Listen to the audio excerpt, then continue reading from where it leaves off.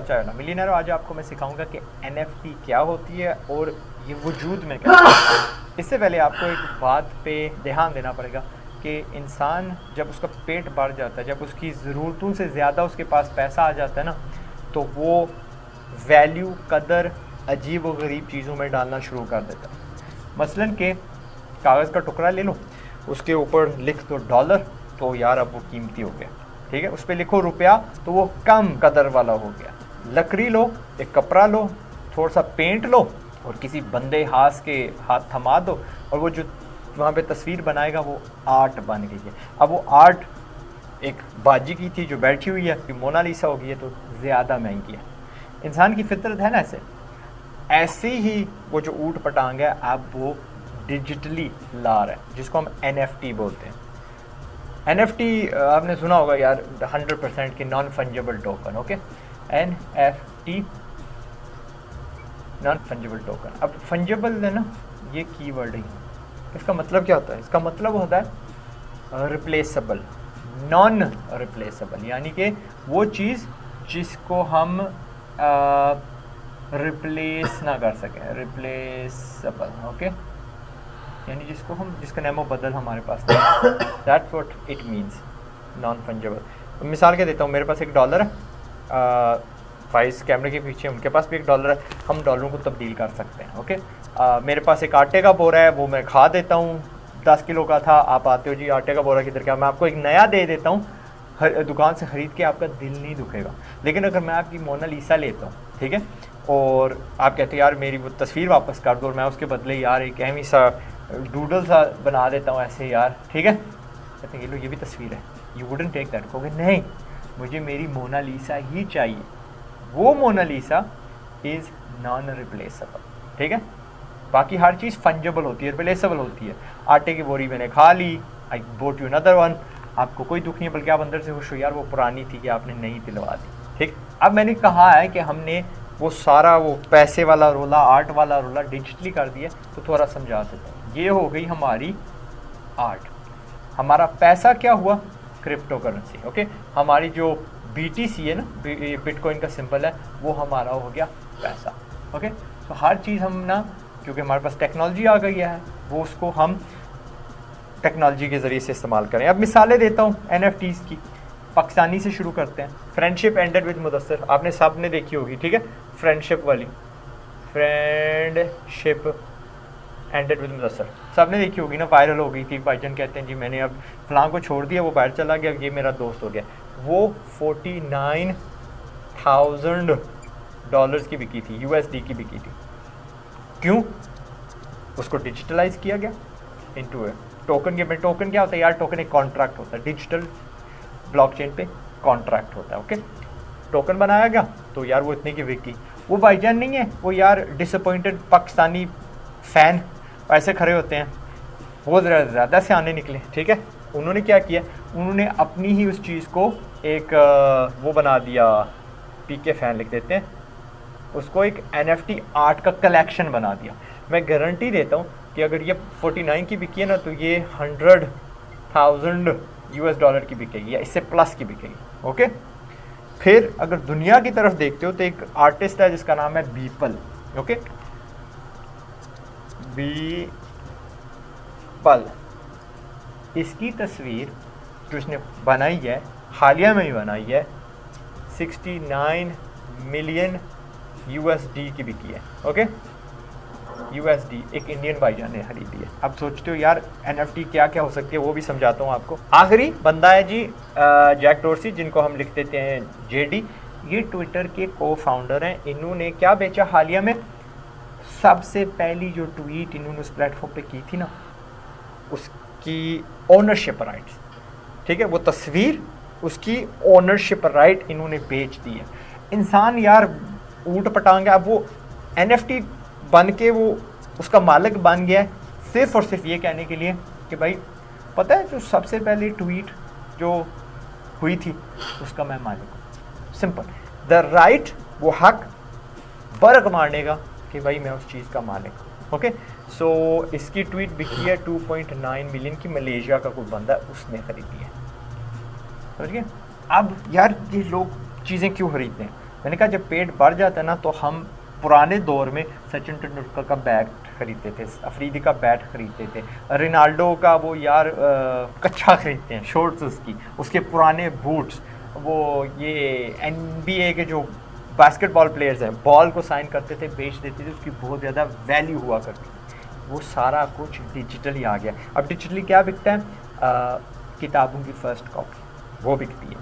अपना NBA के छोटे छोटे शॉट्स, टॉप शॉट्स, ये जो फलां जी बॉल गिरा रहा है हूप के अंदर, क्या कहते हैं, अपना म्यूज़िक बिक रहा है, वीडियोस बिक रहे हैं, गेम्स में एसेट्स बिक रहे हैं, वो स्किन्स होते हैं ना वो बिक रहे हैं, और ऑफ कोर्स आर्ट बिक रही है, और बहुत सारी अदर जो चीज़ भी डिजिटली कन्वर्ट की जा सकती है इनटू अ कॉन्ट्रैक्ट वो बिक रही है। Okay, so these are the things that are selling. Meme की तो हमने बात की है कि भाई मीम JPEG की शक्ल में या जिस चीज़ गिफ्ट की शक्ल में बिक सकती है।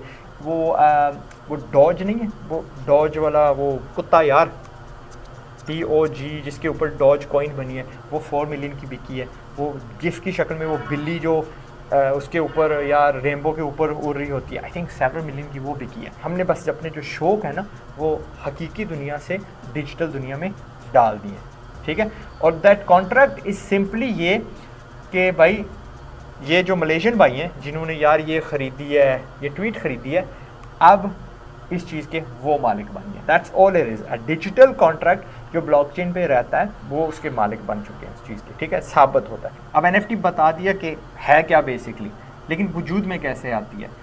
पहली चीज़, वो बंदा उस एसेट को क्रिएट करता है, ठीक है। वो कोई भी डिजिटल एसेट हो सकता है, वो म्यूज़िक हो सकता है, वो वीडियो क्लिप हो सकता है, वो गिफ्ट्स, मीम्स वगैरह हो सकती हैं, JPEGs हो सकती हैं, वो बन गया। कोई भी चीज़ डिजिटल समझ लें NFT में कन्वर्ट हो जाती है। दूसरी चीज़, अब इस डिजिटल एसेट को एक टोकन में डालना पड़ेगा।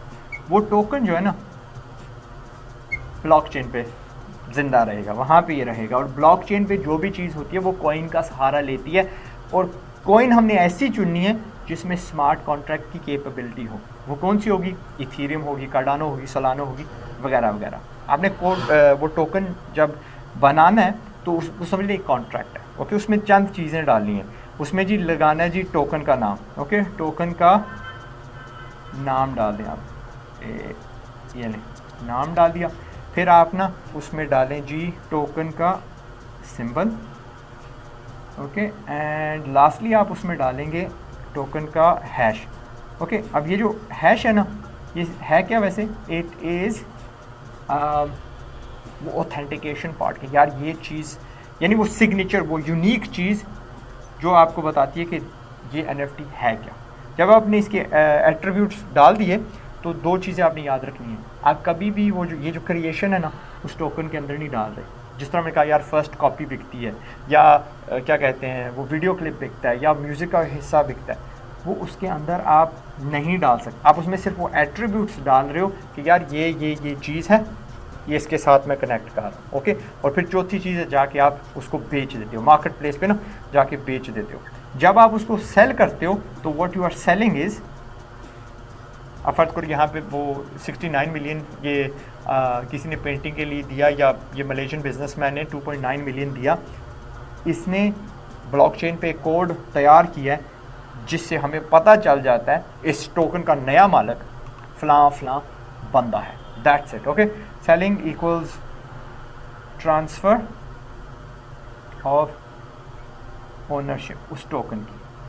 अब वो पैसे के एवज करो या किसी और तरीके से करो। कुछ लोग आजकल अपने फैंस को मुफ्त में NFTs दे रहे हैं। ये बाइनेंस जो एक्सचेंज थी, अगर उस पर आप अपनी प्रोफाइल ऑथेंटिकेट करते हो तो छोटा सा आर्ट पीस आपको दे देते हैं, थिंग्स लाइक दैट। और आखिर में अगर मैं NFT को समराइज़ करूँ तो ये होगा कि एक NFT is a digital certificate of ownership. बाद में ये यार हम लोग, क्योंकि अर्ली टेक्नोलॉजी है ना, ज़मीनों के शायद हमारे जो कॉन्ट्रैक्ट्स हैं वो NFT बन जाएँ, लोन्स हमारे NFT बन जाएँ, बहुत सारी यूसेज इसकी अभी आनी है। अभी इट्स हाइप, अभी अर्ली डेज है, अभी कुछ नहीं कह सकते। अगर आपने इसमें पैसे लगाए आपका छक्का लग जाएगा, ये बाउंड्री पे आप कैच आउट हो जाएंगे, ठीक है। दूसरी चीज़ है NFT डिवाइड नहीं हो सकती, वो दो हिस्सों में नहीं बट सकती। तीसरी चीज़ है कि इसका जो ट्रैक रिकॉर्ड है ना कि कौन कौन प्रीवियसली इसका मालिक था, वो आपको सामने नज़र आ जाएगी, उसकी ओनरशिप इंस्टेंटली वेरीफाई हो सकती है। अब पैसे बनाने की अपॉर्चुनिटीज़ कहाँ आती हैं? These NFTs आर प्रोग्रामेबल, क्योंकि ये स्मार्ट कॉन्ट्रैक्ट्स है ना, ये प्रोग्रामेबल है। कुछ लोग क्या करते हैं, जब वो NFT बेचते हैं तो उसमें एक क्लॉज डाल देते हैं कि जब भी इसका ओनर चेंज होगा, अब वो पैसे के एवज हुआ या वैसे चेंज हुआ, जो जितनी भी उसकी वैल्यू है उसका एक इतना हिस्सा मुझे मिलेगा रॉयल्टी की शक्ल में। म्यूज़िक वाले ठीक ठाक पैसा कमा रहे हैं, क्योंकि पहले क्या होता था, वो म्यूज़िक का क्लिप निकालते थे, रेडियो वाले कुछ ले जाते थे, मैनेजर्स दरमियान में ले जाते थे, रिकॉर्ड कंपनी कुछ ले जाती थी, और आखिरकार मे बी 5, 10, 15% जो है ना एक्चुअल आर्टिस्ट के पास आता था। अब उसका राब्ता डायरेक्ट ऑडियंस के साथ हो गया।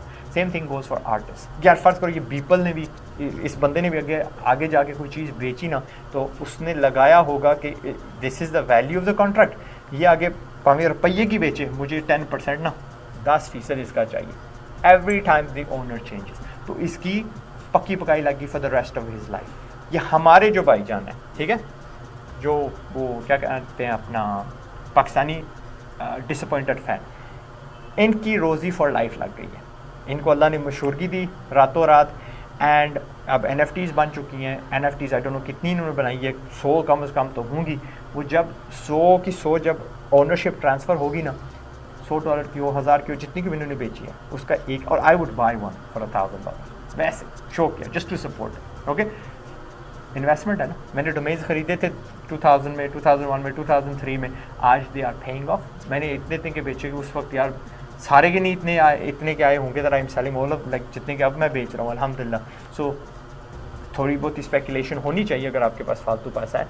तो इन भाईजान को रोज़ी फॉर लाइफ मिल गई है। जैसे इनकी वैल्यू बढ़ती जाती है, क्या कहते हैं, ये बार बार बिकते जाते हैं, he must have put it in the smart contract कि 10%, 20% उसका मुझे बार बार मिलता रहे। And good luck to him on that. Okay, that's it मिलियनेरो। मैंने ये आपको समझा दिया। आई होप मैंने आसान लफ्ज़ों में समझाया। बहुत मैंने सोचा कि मैं किस्सा समझाऊँ आपको, and I think I have done it. Okay, ये NFT होती है, कल आपको बंदा उल्लू नहीं बना सकता। लाइक आई सेड, फ़िलहाल इट्स हाइप, फ़िलहाल हर बंदा इस पर टूट रहा है। येस, डिजिटल आर्ट भी कोई चीज़ होती है यार, मैं मोनालिसा का ओनर हूँ कह सकते हो, but that's what I am seeing. मुझे कोई इसकी खास अकल नहीं नज़र आ रही। ब्लॉकचेन पे फिर बात करेंगे हाउ दैट वर्क्स और इसका रिलेशनशिप उसके ऊपर क्या, क्योंकि everything here lives on the blockchain, and वो कैसे मेंटेन होती है, उसका खर्चा क्या है, so forth and so forth. Pakistan जिंदाबाद है। अस्सलाम वालेकुम।